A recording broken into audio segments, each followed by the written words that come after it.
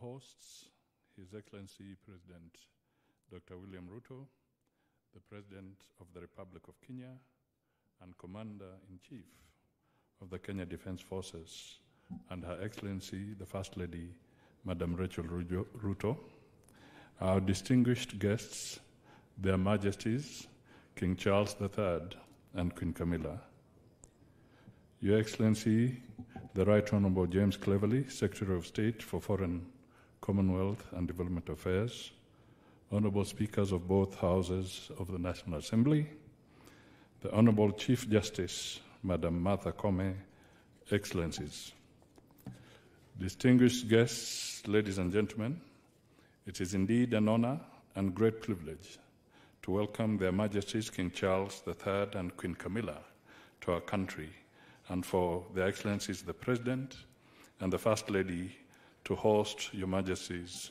for this state dinner. His Majesty the King is no stranger to this country, having previously visited Kenya in 1971, 1978, and in 1987. However, this is the first time that His Majesty is making the first visit to Kenya as King, and His Majesty's first visit as a monarch to a Commonwealth country. Indeed, the choice of Kenya as Your Majesty's first Commonwealth country to visit since Your Majesty's accession to the royal throne is both significant and historic. This visit also comes on the back of His Majesty the King and Her Majesty Queen Camilla hosting over 400 members of the Kenya United Kingdom community at Buckingham Palace last Tuesday. All these dovetail appropriately with the warm, cordial, and historical ties between Kenya and the United Kingdom and Your Majesty's people-centered approach to issues. It is now my pleasure and privilege to welcome our host, His Excellency President Dr. William Ruto, and President of the Republic of Kenya and Commander-in-Chief of the Kenya Defense Forces. Karibu sana, Your Excellency.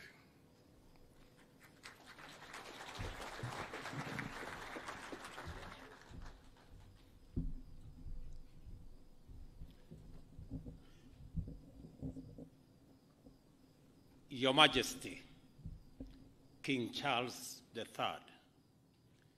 Your Majesty Queen Camilla, distinguished guests, I am delighted to have this opportunity once more to convey to you what an honor it is to receive and host you in Kenya as you make your 5th visit and the first since your coronation. It is our hope that through our world-renowned hospitality and the Kenyan people's spirit of enterprise and innovation, as well as the land's scenic beauty and tourist charm, our country will live up to its reputation as magical Kenya and exceed your expectations.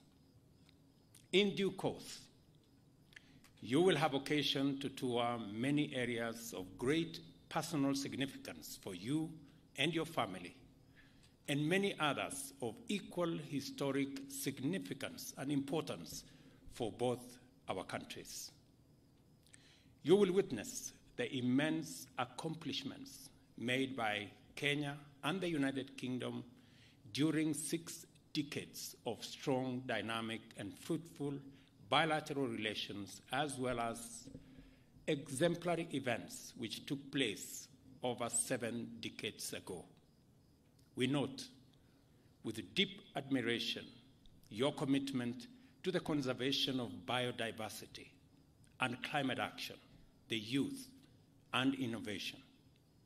We know you intend to continue on your visionary path of progressive and futuristic leadership in restoring the vitality of our planet and promoting shared prosperity in the Commonwealth and beyond. A good example is the Mau Forest Complex, a water tower forming the catchment area for the Mara River that supports the world-famous Masai Mara ecosystem and which was admitted to the Queen's Commonwealth Canopy Program in 2020. We also note with appreciation your expression of willingness to acknowledge the painful aspects of our shared history, your exemplary courage and readiness to shed light on uncomfortable truths that reside in the darker regions of our shared experience are also very commendable. This is a highly encouraging first step under your leadership to deliver progress beyond tentative and equivocal half measures of past years. We are therefore confident that under your visionary leadership, the Kenya-United Kingdom relations will continue to prosper for the benefit of our two countries and peoples. We also note your commitment to the Commonwealth and the will to sustain the transformational momentum to make it an exemplary community of nations distinguished by unity of purpose, inclusive progress, and shared prosperity. Your visit, therefore, provides us with an opportunity to close ranks within the Commonwealth family in order to provide an inspiring beacon of hope in the possibility of transformative collective action on an ambitious and global scale. Our confidence is borne further out by the fact that you are a veteran visionary who desired long ago that global development should take into account environmental sustainability, and as early as in 1970 spoke about the menace of pollution and climate change with an urgency and intensity now associated with climate action activists and the Secretary General of the United Nations. Your Majesty, although it has been indicated that Kenya and the United Kingdom are celebrating 60 years of diplomatic relations, this by no means implies that our peoples were total strangers before that. Neither does it mean that we live in denial of our history. We cannot live as prisoners of the past. Neither can we go far into the future if we turn our backs on history and historical actions and omissions whose legacies encumber our present. As a matter of fact, formal British presence in Kenya was proclaimed in 1897 by an order in council, which inaugurated European settlement and the displacement, dispossession, and disenfranchisement of native Africans, paving the way for a brutal colonialism. And if colonialism was brutal and atrocious to African people, colonial reaction to African struggles for sovereignty and self-rule was monstrous in its cruelty. It culminated in the emergency, which intensified the worst excesses of colonial impunity and the indiscriminate victimization of Africans. I took you through earlier today the whole of fame and the whole of shame. While there has been efforts to atone for the death, injury, and suffering inflicted on Kenyan Africans by colonial government, much remains to be done in order to achieve full reparations. I am optimistic that through the Kenya-UK partnership, we shall keep up our endeavor to inspire the change we hope for by making people and their well-being the fundamental consideration in our pursuit of trade and investment, defense and security, conservation and climate action, research, development, and innovation, as well as our work of designing a future that works for present generations and distant prosperity. I trust that this visit, focused on community, sustainability, and innovation, as pillars of progress, will inspire Your Majesty to forge ahead with a strong vision for stronger Kenya-United Kingdom partnership and of the Commonwealth as a beacon of hope for humanity in a sustainable, prosperous future for all in a green and clean planet. I wish you great success on this visit and much delight during your stay in Kenya. May your leadership inspire many to do their part in making our nations more prosperous and our planet more livable for humanity and all forms of life which share it with us. Ladies and gentlemen, I did inform His Majesty earlier that in Kenya there is a concept called kingpin, and there is a contest for kingpins around Kenya. Different regions have different kingpins. And there is a vicious contest for this kingpin position, which literally amounts to not so much. But this week, all contests about kingpins have been suspended because the king himself is in town.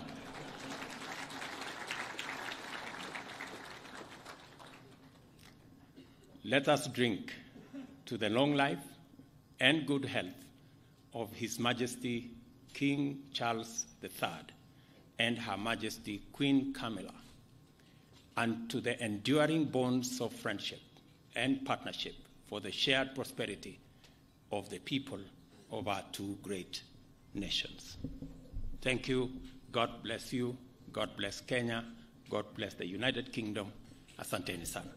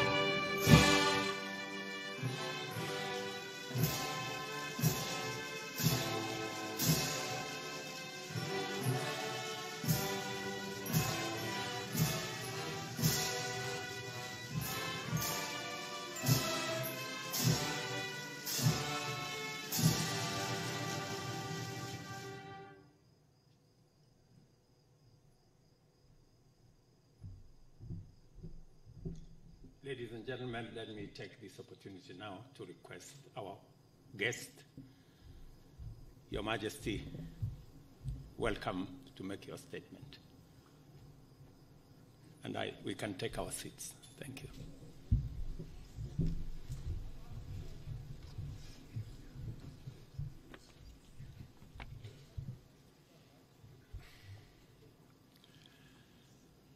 Mabibi na mabwana, hamjambo, niaje, ni furaha yangu kuwa nanyi jioni ya leo. I cannot tell you what a great pleasure it is for my wife and I to be back in Kenya once again. I am enormously grateful to you, Mr. President, Madam First Lady, for your most generous invitation to make this state visit. The tremendous hospitality you have shown us and the wonderfully warm welcome that you and the people of Kenya have extended to us have touched me deeply. If I may say so, it is particularly special to be able to return to this extraordinary country in the 60th year of your independence. Today, Mr. President, you and I stood by the mighty Mugumo tree, which marks the spot where almost 60 years ago the Kenyan flag was first raised. It seemed to me that the tree is thriving, strong and deeply rooted, just as this great republic and her people continue to thrive. It means a great deal to my wife and myself that in our coronation year, our first state visit to a Commonwealth country should bring us here to Kenya. We both take considerable pride in renewing the ties between the United Kingdom and Kenya, a country that has long held such special meaning for my family. Najisikia kama niko nyumbani.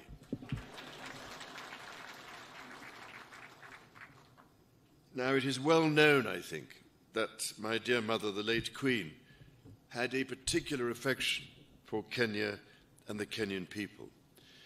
She arrived here in 1952 a princess, but left as Queen. It is extremely moving to read her diary from that visit, in which she wrote that she did not want to miss a moment of Kenya's extraordinary landscapes. I really cannot thank you enough for the support Kenya gave her through that difficult time. 10 years later, my father, the late Duke of Edinburgh, attended the celebrations of Kenya's independence. To mark the occasion, Her late Majesty wrote to President Jomo Kenyatta to convey her sincere hope that with God's guidance, Kenya would prosper and that her people would have peace and contentment in full measure. Nearly 50 years later, it was here in sight of Mount Kenya that my son, the Prince of Wales, proposed to his wife, now my beloved daughter-in-law. For my part, I recall as if it were yesterday my first visit to Kenya in 1971 with my sister, the Princess Royal. I was, it is fair to say, somewhat younger then, and I can well remember the meeting I had with President Jomo Kenyatta, a towering statesman who inspired such great admiration, affection, and respect. On subsequent visits here, I was most fortunate to be able to spend some time with Kenyan conservationists, from whose profound knowledge of their environment I learned so much. Among them was the late great environmentalist and Nobel Prize winner, Wangari Maathai, someone whom I greatly admired and loved. And I'm very much looking forward to spending a little time with her daughter this week and to planting a tree in her mother's memory.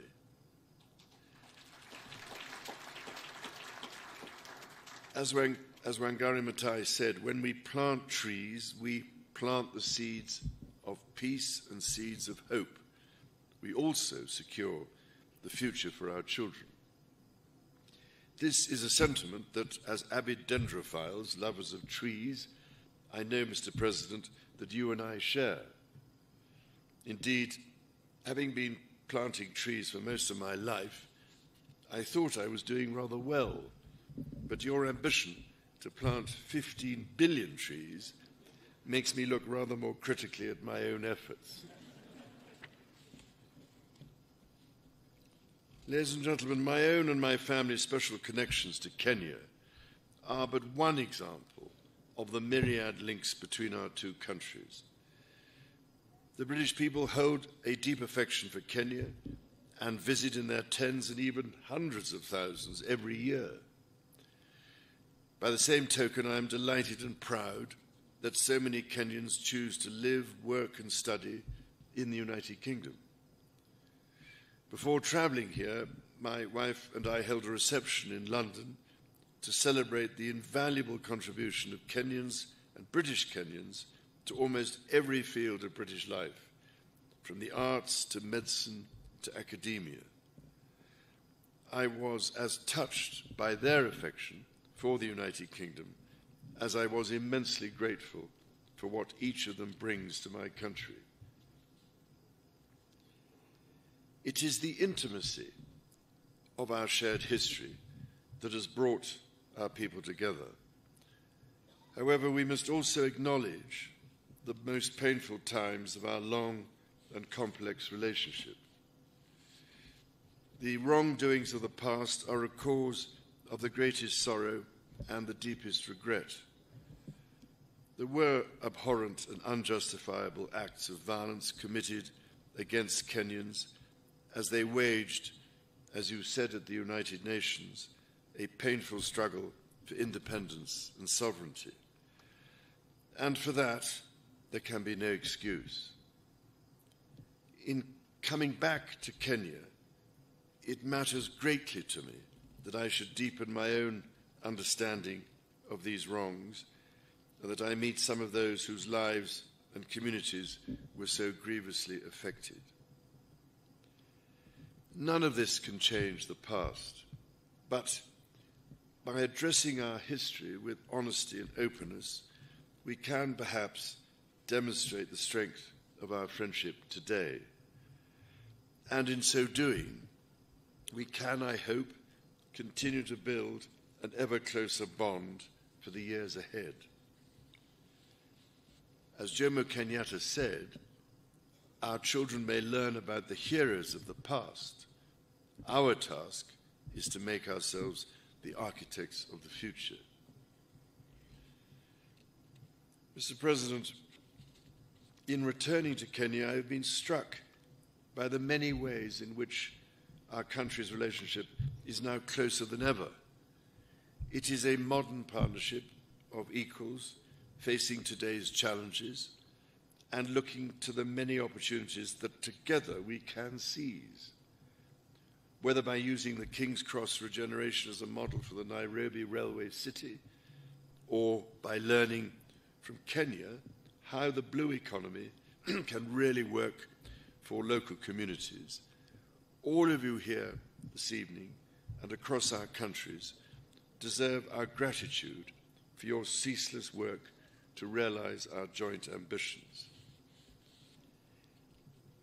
Our people's security is a paramount concern. It is fitting, then, that Kenya's first Marine Commando Unit was established earlier this year, trained by British Royal Marines. I also look forward to visiting Karioko War Grave Cemetery, where I will honor Kenyans and other Africans who died in 2 world wars. We must ensure all are granted the remembrance befitting their service. Kenya's efforts to address the existential challenges of climate change and biodiversity loss are remarkable. From generating over 90% of your electricity from renewable sources to ambitious reforestation and restoration programs, to hosting the first Africa Climate Summit here in Nairobi last month, Kenya is offering extraordinary leadership. The Nairobi Declaration brings together different peoples whose cooperation will be essential to solve some of the serious environmental and ecological challenges not only facing us in the future, but facing us here and now. And it is, if I may say so, absolutely vital that your and Africa's voice continues to be heard, including at COP28 and beyond. Because, Mr. President, there is much we could all learn from Kenya's example. so that the natural world we treasure, and which ultimately is our only sustainer, can be preserved and above all greatly enhanced and restored for the benefit of our grandchildren and the generations that follow them. Those next generations are themselves taking remarkable strides to secure their own future. I've long believed in the extraordinary potential of our young people and left my meeting with young Kenyan entrepreneurs today inspired by their accomplishments. It gives me great pride, therefore, that the Prince's Trust, which I established very nearly 50 years ago to support young people, is now operating in Kenya, and that in 2021, Ekalali Susan from Turkana County became the first Kenyan winner of the Trust's Global Award for her entrepreneurial efforts to help lift her family out of poverty. Mr. President, ladies and gentlemen, my mother, Her late Majesty, cared deeply that Kenya chose to be a member of the Commonwealth and was always grateful that Kenya has played an essential role in this family of nations to which she devoted so much of her life. On this, my first state visit to a Commonwealth country, I wish to reaffirm my own pledge to support the Commonwealth's bold vision for action and the values upon which it rests. That 1/3 of the world's population, united by peace, justice, tolerance, and mutual respect, should commit to protecting our environment and the most vulnerable in our societies. To this endeavor, Kenya makes a profound difference. It is here in Nairobi, for instance, that Kenya hosts the only United Nations headquarters in the Commonwealth, indeed in Africa and the Southern Hemisphere. In this, as in so much else, Kenya is helping to shape our world and forge our future. The extraordinary ingenuity of the Kenyan people fuels these endeavors. Your environmentalists and your entrepreneurs, your religious leaders, artists, scholars, soldiers and athletes, your elders and your youth. And so, Mr. President, if I may, I would like to propose a toast to you and to the people of Kenya. It is upon the enduring connection between our people that our partnership rests. It is on their enterprise, imagination, and fortitude that our common hopes depend. Together we are stronger. Together our future is more secure. And together, as your national anthem says, may we dwell in unity, peace, and liberty. Umoja ni nguvu.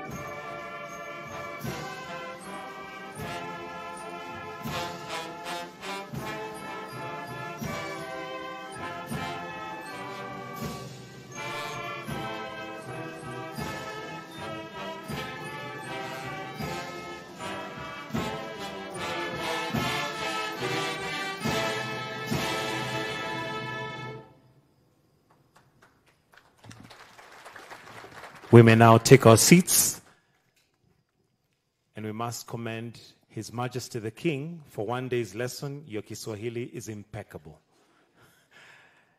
Dinner will now be served, and as you put your